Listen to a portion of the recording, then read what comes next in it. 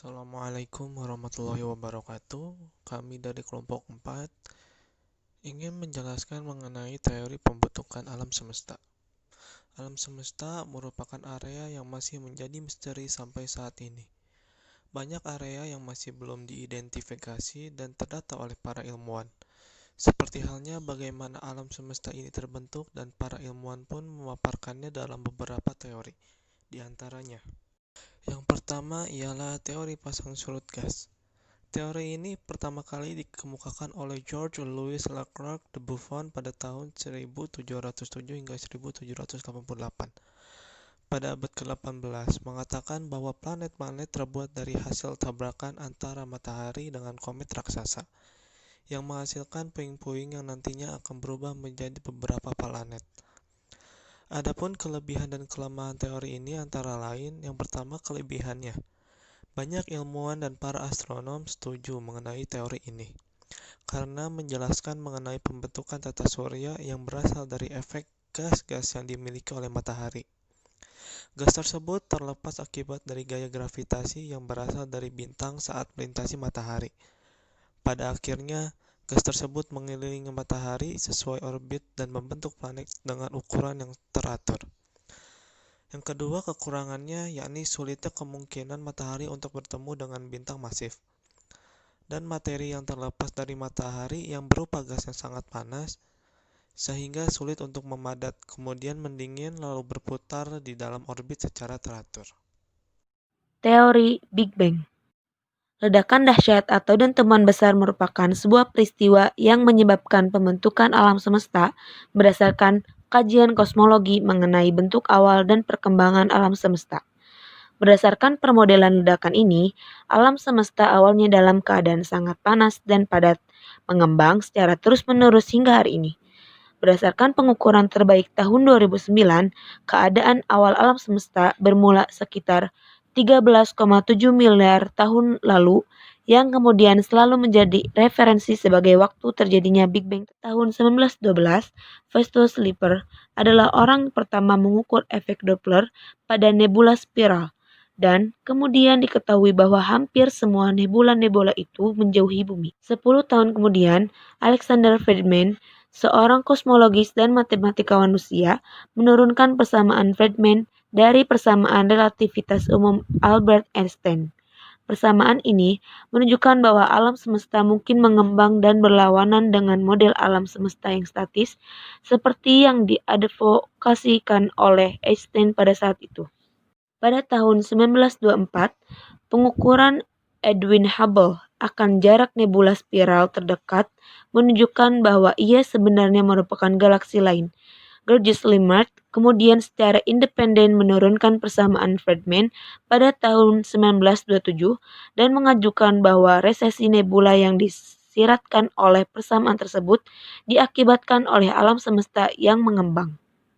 Pada tahun 1931, Lemaître lebih jauh lagi mengajukan bahwa pengembangan alam semesta seiring dengan berjalannya waktu memerlukan syarat bahwa alam semesta mengerut seiring berbaliknya waktu sampai pada suatu titik di mana seluruh massa alam semesta berpusat pada satu titik, yaitu atom purba, di mana waktu dan ruang bermula. Mulai dari tahun 1924, Hubble mengembangkan sederet indikator jarak yang merupakan cikal bakal tangga jarak kosmis menggunakan teleskop Hooker 100 inci di Observatorium Mount Wilson. Pada tahun 1929, Hubble menemukan korelasi antara jarak dan kecepatan resesi. Teori kabut nebula pertama kali dikemukakan oleh Immanuel Swedenborg tahun 1734 dan disempurnakan oleh Immanuel Kant pada tahun 1775. Dikembangkan oleh Pierre Marquis de Laplace secara independen pada tahun 1796. Karena itu, teori ini juga sering dikenal sebagai teori kabut Kant-Laplace. Teori ini menarik antar gas membentuk kumpulan kabut yang sangat besar dan berputar semakin cepat. Proses perputaran ini mengakibatkan materi kabut di bagian khatulistiwa terlempar dan terpisah, kemudian memadat karena pendinginan. Teori planetisimal. Teori planetesimal adalah salah satu teori yang menerangkan tentang proses pembuatan tata surya. Teori ini dicetuskan oleh seorang astronom bernama Forrest dan seorang geolog bernama Thomas dari Universitas Chicago.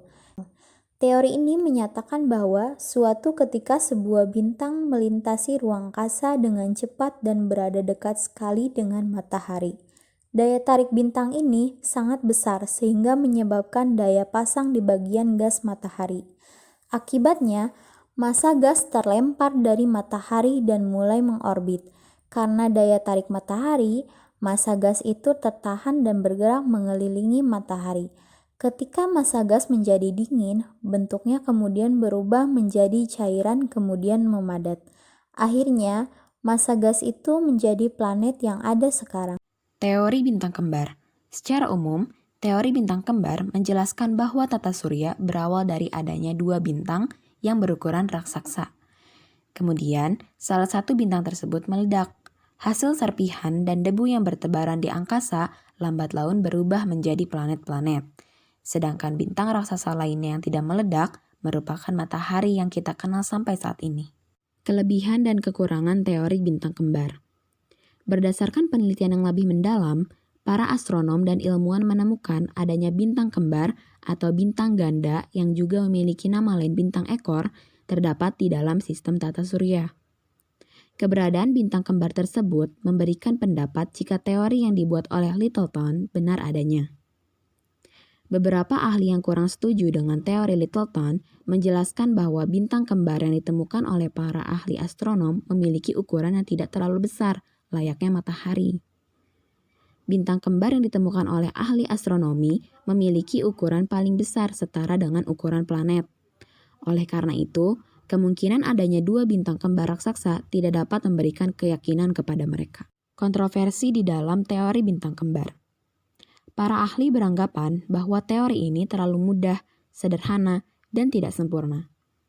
Banyak di antara mereka tidak mendukung teori ini karena tidak memiliki landasan yang kuat, antara lain tidak berdasarkan fakta yang sudah ada sebelumnya. Para ahli astronomi juga berpendapat bahwa penelitian sebelumnya masih belum sempurna dan tidak terdapat bukti yang jelas, sehingga teori ini masih belum bisa diterima oleh beberapa ahli. Namun, tidak sedikit pula yang mendukung teori ini dan percaya bahwa tata surya kita terbentuk dari hasil ledakan salah satu bintang raksasa.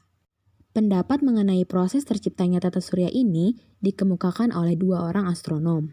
Yang pertama, Raymond Arthur Littleton, seorang astronom yang berasal dari Inggris pada tahun 1930. Dalam teorinya, ia menjelaskan bahwa tata surya memiliki dua bintang. Salah satu dari bintang tersebut meledak dan menghasilkan batuan, gas, debu, dan berbagai macam material yang mengelilingi bintang yang tidak meledak. Seiring berjalannya waktu, batuan dan material lain tersebut berubah menjadi planet-planet dan segala hal yang ada di tata surya. Yang kedua, Fred Hoyle.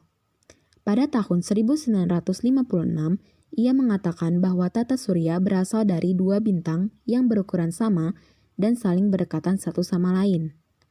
Namun, salah satu bintang meledak dan menyisakan serpihan-serpihan kecil di angkasa.